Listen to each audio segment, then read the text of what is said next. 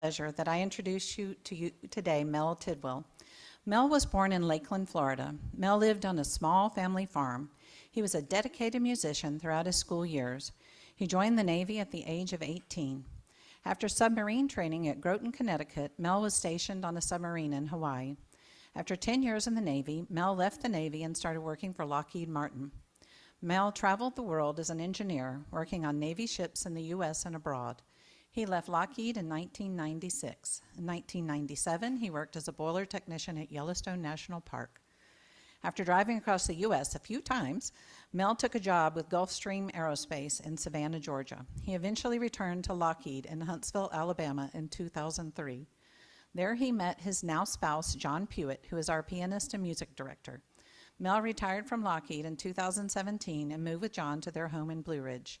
Mel now spends his time cooking, gardening and cleaning, and taking care of John and their two super hunting Norwegian elk hounds, Rags and Bo, the two protectors of the gardens and all-around scoundrels. Thanks to the support, love, and encouragement from our congregation and encouragement to take his stories a step further, Mel applied and was added to the pulpit directory as a UU layperson for the UUA Southern region. This will enable him to spread his message at other UUA churches throughout the South. His sermon is entitled, How Perception Changes Us. Enjoy while Mel takes us down memory lane and puts a new perspective on his life from the past. See how what you're experiencing now is not who you will become. This aligns with our third UU principle, acceptance of one another and encouragement to spiritual growth in our congregations. Mel?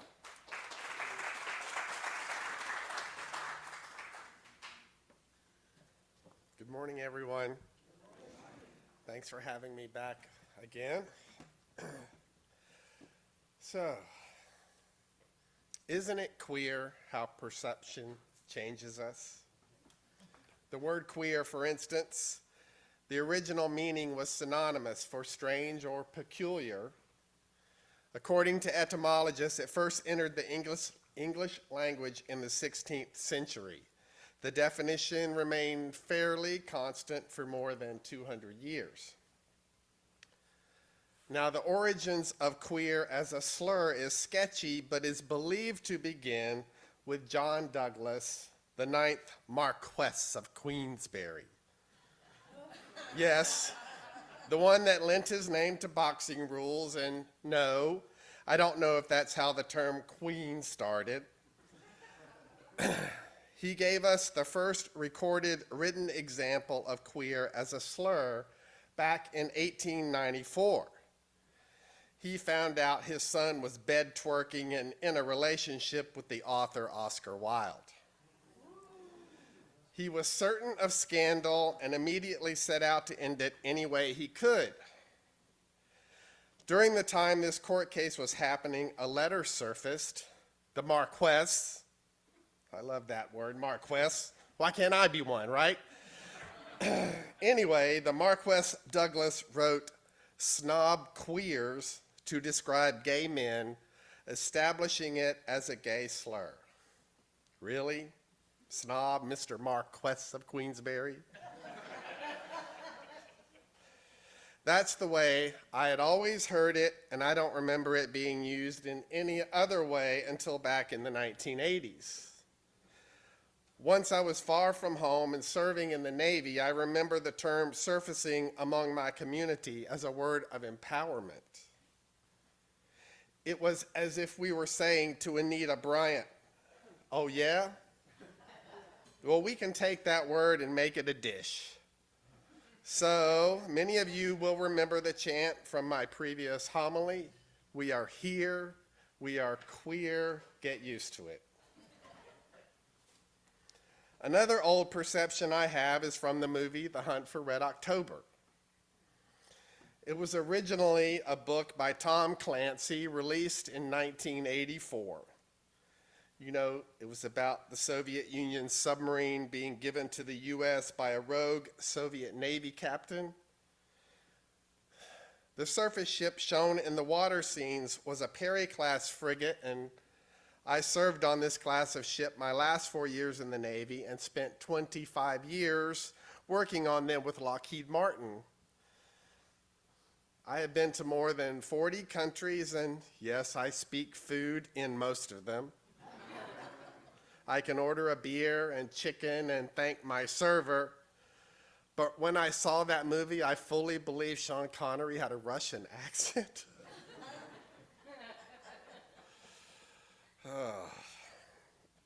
I have never considered myself a pet owner until about 2010. As most of you know, I grew up near a marsh in Central Florida, barely educated in today's standards and supremely oblivious to the outside world. I can remember so many animals from my childhood. Back then, there was my dog, Pepper. He was a German Shepherd mix that I got when I was about 18. I say got because I actually gave him to my mother for her birthday. See, my Granny Hallman lived about 50 yards from us. We were on the same property, and I don't remember many days that I did not see her. I showed up crying because Mama, her daughter, wouldn't let me have no puppy. Rhonda, my cousin down the street, her dog Snowball had puppies, and I wanted one. My mama said no, so my granny said, just go get that dog and give it to your mama for her birthday. It was only 2 days after mine. She can't refuse a birthday present, Mickey. That's what they called me. She didn't, so I got my Pepper, the best dog ever. We raised chickens and cows and hogs to feed us. I guess it's like you see mostly on TV now, but they were also our entertainment.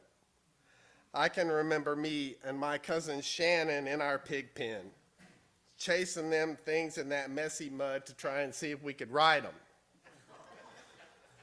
Our parents leaning on the fence, just laughing and egging us on. I know I seen about 10 of y'all in here curl your lip, saying I wouldn't let my child in no pig pen. But I'm hearing okay, so let them in the pen, okay? We had Sheba the cow, and that cow was mean. She would break out of her pen given a smidge of a chance. I remember one time when my daddy was a truck driver and gone on a long-distance truck delivery, and she escaped. My mom and brothers trying to rope her, and they succeeded. That is, until she took off running and went on one side of the tree, and my brother David went on the other side. Since he had the rope in his hands, you can imagine the slingshot effect a ton of cow would create against a teenager. What you cannot imagine is him landing in the pile of fresh cow stuff. Now, let me tell you what. Sheba was a mean cow, but she wasn't a tough one.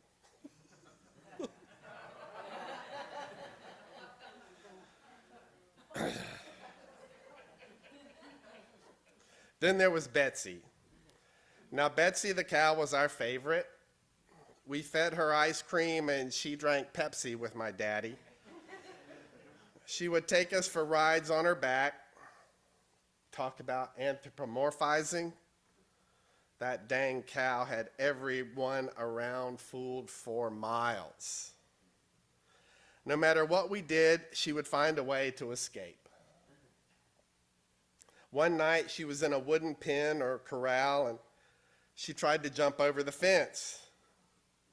Now, this isn't some moon in a bedtime story. It's a damn cow jumping over a wooden corral fence. We heard such a racket inside the house, my brothers had to go beat down the fence with a hammer in the wee hours of the morning just so she wouldn't hang there on her tippy toes. Imagine a cow straddled and not touching on either side, just rocking and mooing. But you know what? Right beside that cow was Pepper. No matter where Betsy went to, he followed her. Wouldn't let her out of his sight until we showed up. We would get calls from folks all around saying, that cow is out again and your dog won't let us get near it. Y'all better come get it. Today, I can't imagine a cow doing anything but eating, sleeping, pooping, and swatting flies with its tail. But back to Pepper. Pepper was a yard dog. I'm not even sure we referred to him as a pet. He was our dog. We never bought dog food. He ate what scraps were left from our table or Granny's, and we just slung what was left from the table out back. I imagine now it was also whatever he caught during his roamings around his dogdom. And his dogdom was boundless.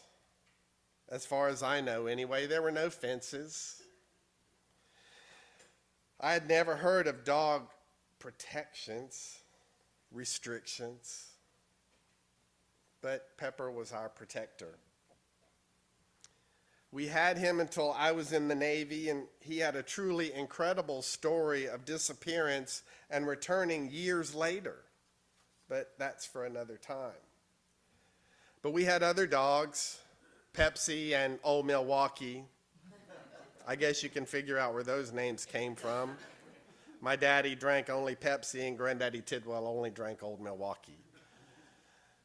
We even had a cat named Calico, and it was just a stray that wandered up.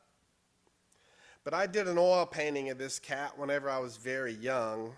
She just sat there as if she were a fresco model, not moving. Of course, I now know I must be dreaming because no cat would ever be this cooperative. In fact, my experience with cats is that they won't come near me except to be mean. My best friend Ray, who is online, had a cat named Corky, and she hated me. Ray and me are beyond friends, and we were stationed together back in Hawaii come close to 40 years ago, and that cat would attack me every night when I was sleeping. It is sounding a bit Forrest on a bench, isn't it? Now I always thought it was because I slept on the couch in her spot. Ray recently informed me that it was because I emitted the sound of a buffalo, bred with a freight train, giving birth to sextuplets. But I have a CPAP now, I'm okay. Most of them cats just run and hide, and if your cat likes me, I'm sure it has ulterior motives, like she had heard I made awesome tuna treats. John and I currently own 2 dogs and 14 chickens. The chickens are still chickens. They eat everything I give them except avocado, mushrooms, and okra. They give me eggs and fertilizer from my garden, and I do not see them much differently than I ever have. I care for them more than I did when they were behind Granny's house, and I see them as more than food, but not pets. But I do have to admit, I do now have pets. It began to change long before Rags and Bo were in our lives. We had birds, finches, little baby birdies from all over the world. We had as many as 50 of them at one time. I loved nothing more than to sit out by the aviary and watch them go through mating rituals, dancing and bowing and singing and flicking grass. And maybe one day I will tell you about Frankie and Johnny, our Randy parrotlets. Mess. But honestly, they were still birds. That all changed one weekend that John and I were going away for a long week to our old cabin in Kusawati. Our little star finch, Stanley, of Stanley and Stella, a streetcar named Desire, right?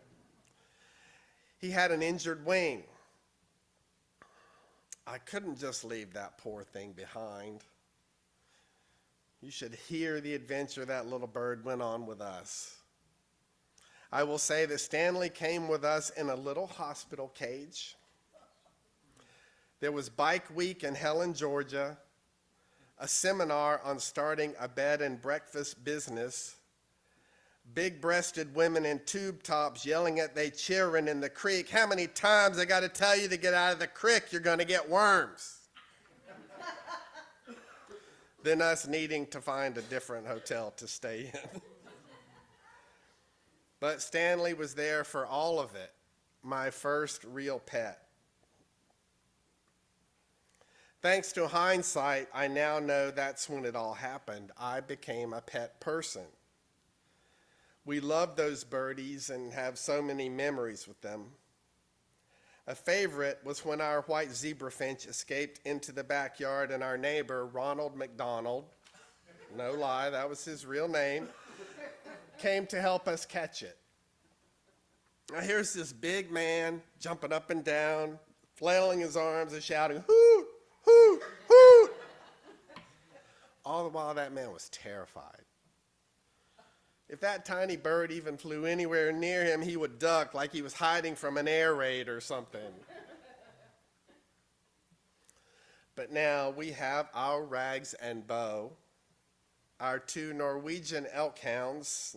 They're great boys and just true love bugs. Especially Bo, our rescue pup. That doggo would sit still and starve to death if you're touching him. He wants to be loved 24/7. But I guess they're a cross between what many people think of as pets and the dogs I had as a child. They're fed twice a day, but they do live outside, except when the weather is just horrible or some hill folk are shooting guns or setting off tannerite and fireworks, because that crap just scares Ragnar to death.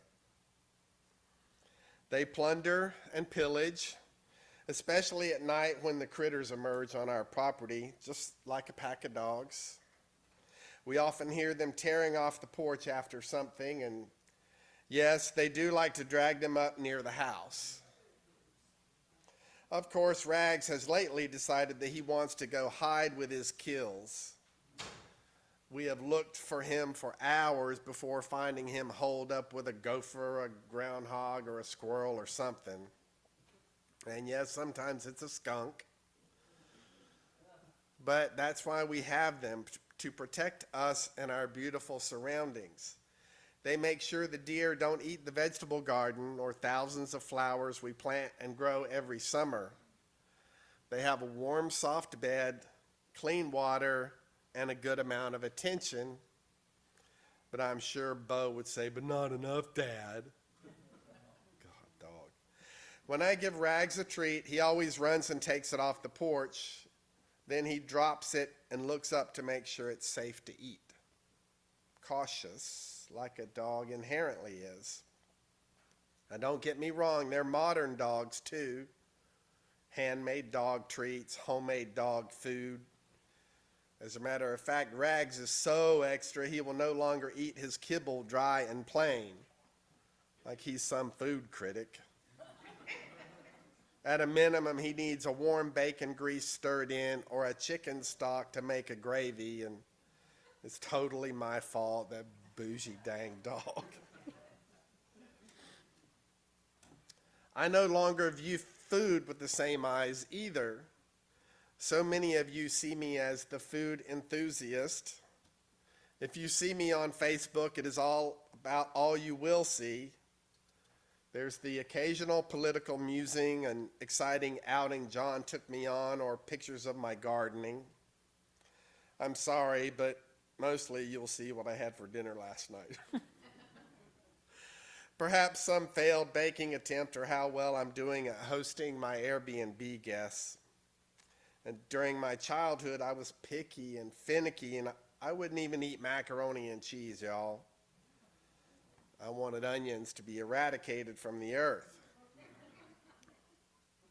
And that's where my message today is from.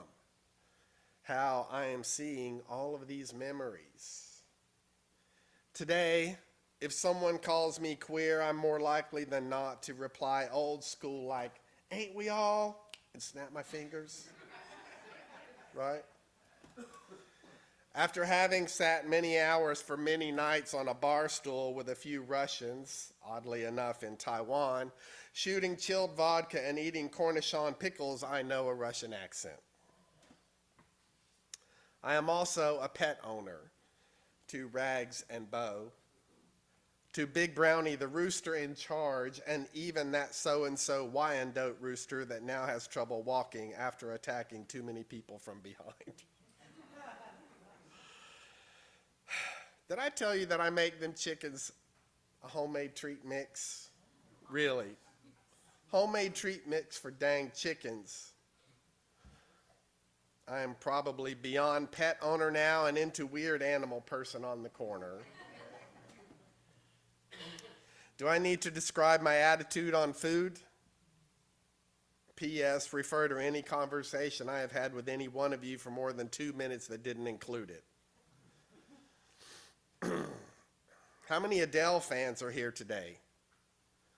You know that song, Hello? She said when writing that song, she was having a conversation with her younger self.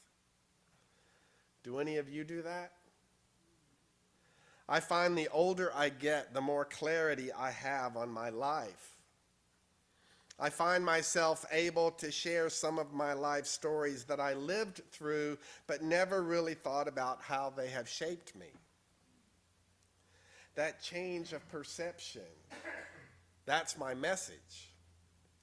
I have thought back to these times and often remembered it as surviving, just living, often clueless, nothing special, but here I am today, speaking to you, just stringing together a few stories from my life and putting the eye of perception onto everyday life. Our third UU principle is acceptance of one another and encouragement to spiritual growth in our congregations. I'm hoping that today you accept yourself, knowing that the person you are now will not be the same person you will see when you are 50 or 30 or 15. You allow that perception to change you. You begin to see yourself anew. And when you get where I am, others that love you see it too. You're no longer the loving, controlling, raging uncle or the uptight son that doesn't understand your father's addiction. I am a living example of a life filled with adventure and joy, a life more wonderful than I ever imagined, especially from where I come. So if you're in my shoes, love, laugh, live. If you're not there yet, it will get better. I'm a friend who is saying to the 12-year-old and the 60-year-old, the same thing is happening to you all today. The attitude on life is ever changing and still to come. How you perceive things are meaning-making. They help us interpret experience, but feelings are experience. Recognizing the difference between when you're actually feeling something instead of perceiving something gives us the power to soothe our discontent. We've all had those moments, right? Our friend Patrick Cavigliano shared a quote on Facebook some time ago that sums up why I am here. It said, "One day you will tell your story of how you've overcome what you are going through now, and it will become part of someone else's survival guide." Thank you for listening, allowing me to heal myself, and especially for coming to show your support. Thanks.